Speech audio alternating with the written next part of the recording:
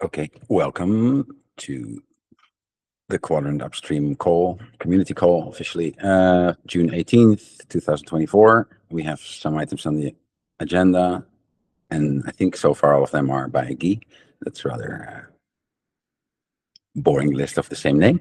So I hope other people will put stuff there. You can still put stuff there now. Don't have to. It doesn't have to be before the meeting. You can change this in real time. But that said, Guy, take it away. Thanks, Thomas. I think I will start by adding Kevin's name here, so it's not that boring. And even though Kevin is not able to join us today, this one was raised by him. But starting from the start, from the beginning then. Istio won't create anymore the Istio operator custom resource if you install it with the Istio curl install command, right? And it's been like that at least since 2 versions ago of Istio 121 and the latest one being 122. In order to get the Istio operator created, you need to either Istio init operator or you need to install by passing an Istio operator custom resource spec. But with the plain Istio install that you get from the getting started documents from Istio upstream, it won't create the Istio operator anymore. And if you follow the instructions we left in our getting started guide for the Quadrant operator, it's not the same one we have for what's it called, the scripts to getting started scripts. I don't remember the name, how we call them in the Quadrant docs, but the one we have in the README file of the Quadrant operator. It's just a few set of instructions to getting started with the Quadrant operator, and they won't work anymore because it won't find the Istio operator CR there. In fact, not even the Istio operator CRD is being applied to the cluster by default anymore, right? And that basically breaks the Quadrant operator when you create your Quadrant custom resource. So this is basically just to raise, the issue, and it can be thought as a documentation issue, and we add a step for the installation of Istio always to be done with the Istio operator enabled, right? So either you pass this operator CR or you initialize the operator with the Istio curl CLI. Or what I would probably recommend is, accept the fact that the Istio operator has been deprecated and it will be eventually removed. In fact, they gave a deadline of 1 year to fully remove it, which should be sometime next year, right? Probably early next year, and the Istio operator will no longer be there. And currently, the Quadrant operator code depends on it. Otherwise, it would raise an error. So I've created an issue for that. And related to that, there's something similar that it might have gone under our radar due to how we are creating the Istio operator custom resource and how we are installing Istio for Quadrant in our dev workflow, is that even with Istio 120 that we currently use in the dev tools of the Quadrant operator, the name of the Istio operator custom resource by default is installed state and not the one that we expect, right? We expect Istio, forcing people who pre-installed Istio before trying out Quadrant to tweak with the values of those environment variables that we support in the Quadrant operator pod.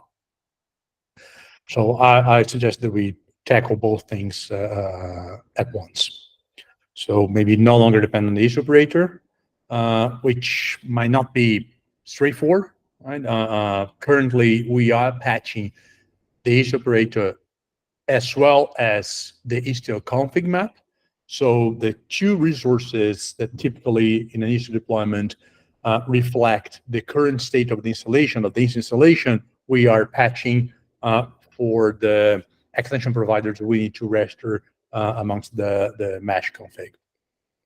But if we just skip the Istio operator and no longer do that while the resource exists, then we are going to put, that part of the manifest in a bit of an inconsistent state. Anyway, some further thought need to be put on this. but my suggestion is that we tackle this. Otherwise, the basic instructions for trying out Kuadrant won't work. In fact, we got in the Kuadrant Slack channel last week somebody who ran into the same issue, and we basically kind of work around that by just saying, yeah, initialize the operator, right? That very soon that will no longer be an option.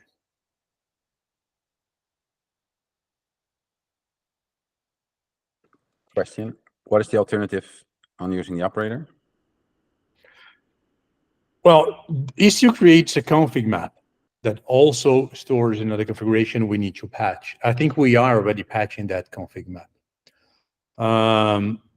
This probably needs more investigation, but maybe only by patching the config map, we're good, right?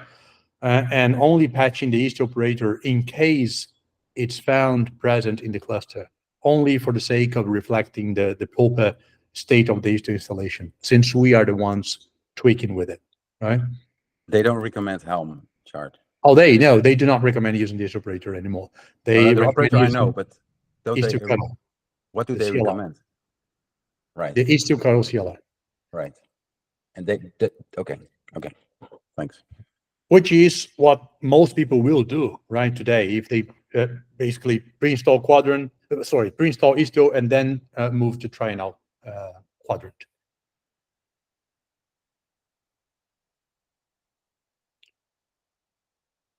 So if we don't have any further questions on this one, I'll skip to the next item. Which, sorry, yeah, one more thing. So they do also, because I was wondering, but they also have an install with Helm guide. So that's another option, I would say. But that would not go there. But it's the same. It won't create the operator, just like. No, I understand that it won't. But like, should we not tell people to do that? Or we don't? We do it for the people, so it doesn't matter. We should just fix it. Like, I'm not completely clear on when we choose to do one thing over the other. Like, we're creating our own Helm charts, but why don't we say use Helm charts with Istio? That's a separate thing. We can definitely do that. That will not fix this issue, though, right? Okay. So we can point them to using Helm, right, for installing Istio. Mm-hmm. But number one, this will not fix this particular issue. And number two, we also need to account for the fact that some people will have Istio pre-installed before trying out Kuadrant. Right. So it's not like we can fix everything just by pointing to the right way or the proper way that we desire it to be installed in the first place. Thanks. Okay. All right. So this second item was something that was raised during a presentation we ran last week for Tag Network.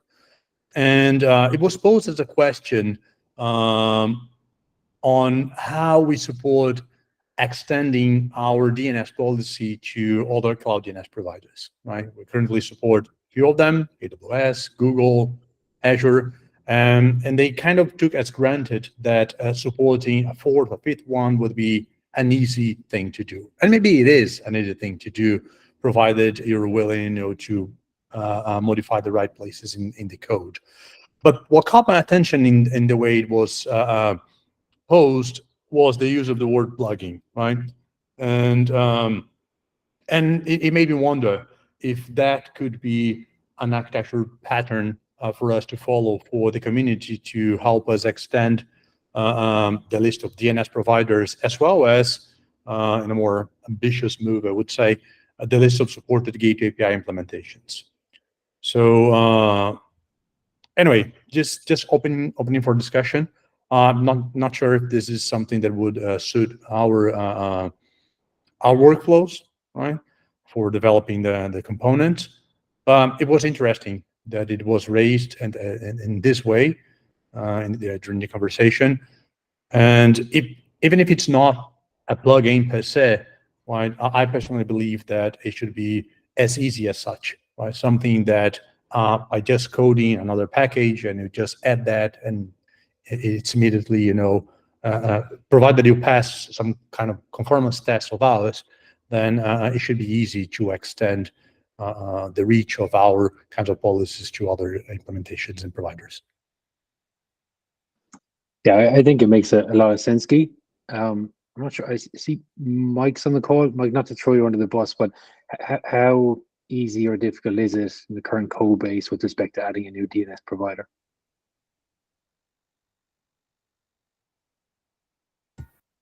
Um, yeah, so we have a provider interface. Basically, someone just needs to add a new implementation of that interface. You'd have to do it in the DNS operator currently. So I don't know if you're talking about an X plugin type way of, just adding your own. Well, we don't have that ability, but you can add your own provider in the DNS operator by implementing that provider interface. Yeah, I don't really have much more to add about it. I mean, as long as the providers provide what we need, which is basically for the load balanced the policy when it's using a load balance strategy, it needs to be able to do geo and weighted stuff. So depending on what provider you're working with, that may or may not be possible. So that's something to consider. Yeah, I'm just wondering, because we'll be progressing Azure DNS soon, is it worth maybe kind of taking from that experience and maybe drawing up some sort of guide or implementation guide for someone to come along and kind of get an idea as to kind of the things you're just outlining there, the things to be aware of when you are actually looking to add in a new provider? Yeah, I think that may be a good way to start, Paul. I mean, with some documentation to provide the community with some guidelines in case they want to contribute in this way, right? And Mike, that's pretty much what I expected for the DNS provider, and what I had in mind at least. I don't know in the end if a plugin architecture would be the kind of thing that works for us, right? Or even what that means, right? Is it like just a piece of code that you add, or in the form of a library or an external dependency? I don't know, right? That in itself would need to be defined. But as long as it's an easy thing to do for one to do, right? Just adding a new provider. I'm sure that the biggest part of the challenge will most likely be the finding the set of features, the common set of features supported in that provider that want to be added, right? Basically, the thing that you described with the load balancer, and similarly, I expect to the extension of gate API implementations, right? If one wants to contribute to Kuadrant by making it compatible with another envoy-based gate API implementation, maybe it's fine. But who knows what's going to happen if it's otherwise HA proxy or Nginx, right? So making sure that the things that we have as in the core are compatible with those extensions probably is the trickiest part of the job. But code-wise, as the easiest we can make for the user, the better. Yeah, and the less scary, I would say, also, like that you're not going to be afraid that you might break somebody else's integration by having to edit the same file, for example. Just as a simple example. Yeah, absolutely. It's definitely a lot easier to do for the DNS policy and DNS providers than for supported gateway API implementations in general. But I think what matters here at this point is just the concept and how we want to enable those extensions coming from the community. Okay, and from my side, I'm done with this topic as well. Okay. Question, Eguski, is there any way in the current way you're doing work on the Envoy gateway support that that kind of you keep something like this in the back of your mind, that it should be kind of like that we have sort of a recipe for the next one, or that's not where's your head at right now? No, I think, yeah, I think we can make it easy to add some other provider implementation for another provider. We are implementing our operator as a set of controllers, and each controller is dealing with only a single portion or a single how do I say? Each controller only deals with specific resources for certain API. So there are some controllers for dealing with, for instance, WASM plugin for the ASTIO, another one for the auth policy. Well, that's not been done yet, but it will eventually. For the authorization policy for ASTIO, another one for Endpoint Gateway. There is another one for the patch policy. There is a new one coming for the security policy.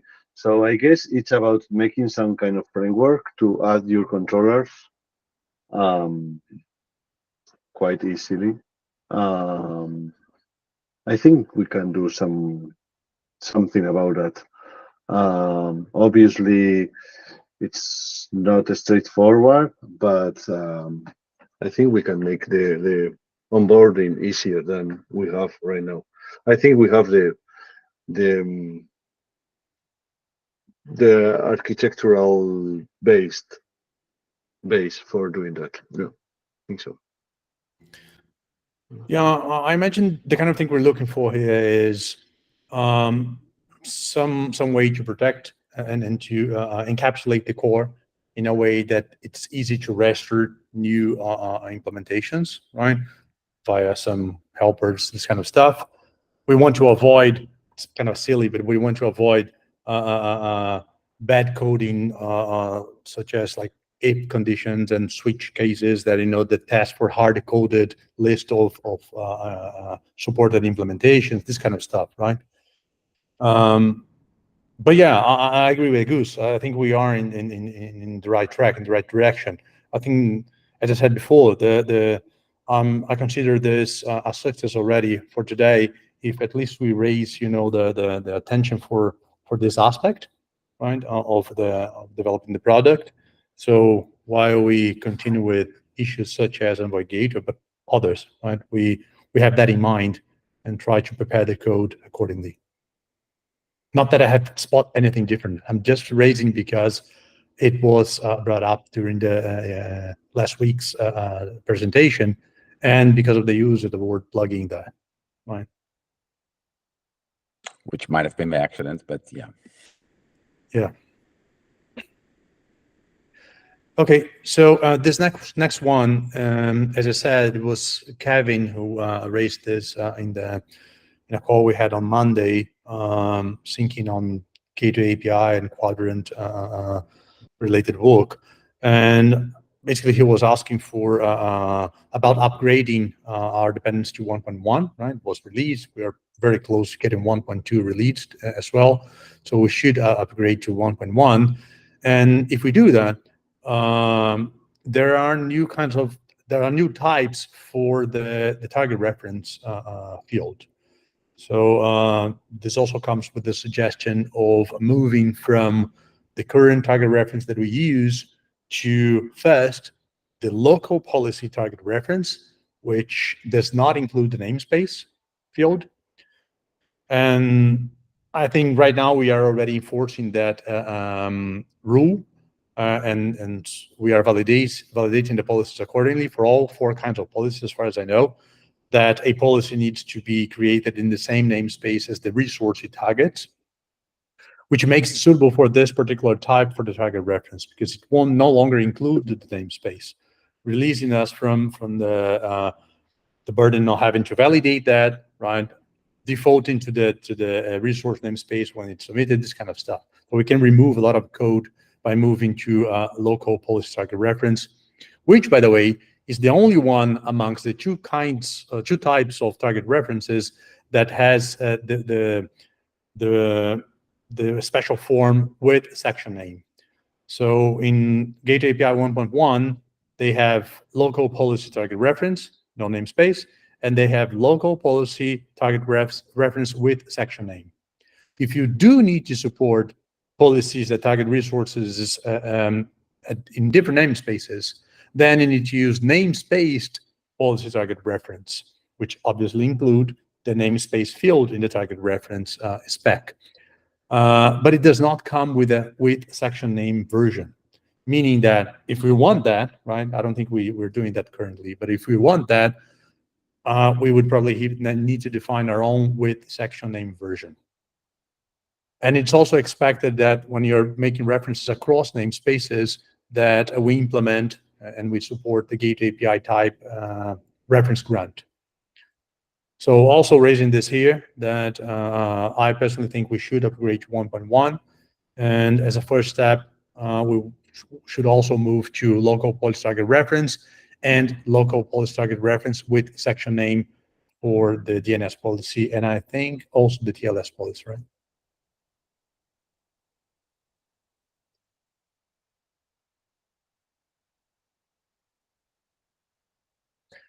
I see a question from first from Alex that I imagine is from the previous topic, right? So maybe we can come back to that one afterwards. But this one is that even in the DNS policy itself, you were replying to Alex, I imagine, right, Thomas? Yeah. I was just guessing, but Okay, so only to close this one on Gateway API 1.1. Everybody okay with upgrading it? Okay with those kinds of policy target reference? Anything I might be missing here?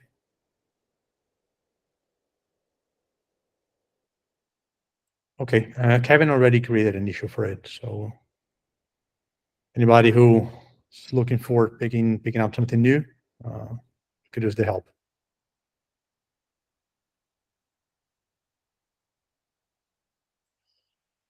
Okay, then that's all I had, Thomas. thanks, Key. Anybody in for some last minute subject to discuss? Just a quick one on my side. We're getting some traction on the CNCF sandbox application. So there's one or two people that are adding comments and asking questions now. So I'm doing my best to answer them. So yeah, I keep an eye out on that. Super. Thank you. Okay. There's nothing else. Let's stop it here. Thank you, everybody. See you next week. Thanks a lot. Bye. Bye. Thank you. Bye.